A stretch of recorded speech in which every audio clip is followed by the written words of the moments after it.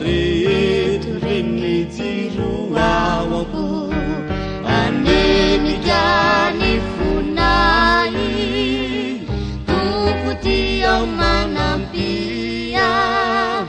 fa ianao no ray tiaro Andriamanitra fitiavana no mamomba sy mijery re toano ny fiainanay arovy indrindra tompo tiao areto reny jiro awako aneny gany fonay tompo tia manampia fa ianao no ray tiaro arovitsy olavo re aminira fantampanay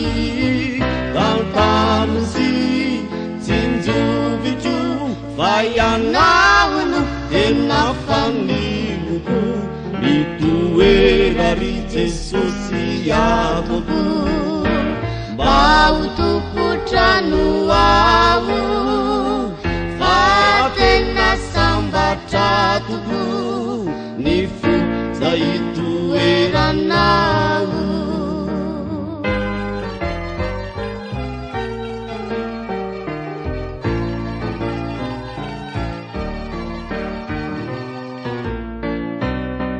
Jesosy ireo koniavanay sy ireo malagasy namanay izay voagetran'ny Satana sy ireo karazam-pahotana iangaviko ianao ry tompo tsara mba vahaoreny fatorany faraianao manafaka ireo rehetr'ireo afaka tsy zany ihany fa ahoko reo olona maneran-tany zay mbola tsy nandray anao fa Satana no mamatotra azy iangaviko ianao ry tompo tsara mba vahaoreny fatorany faraianao manafaka ireo rehetr'ireo afaka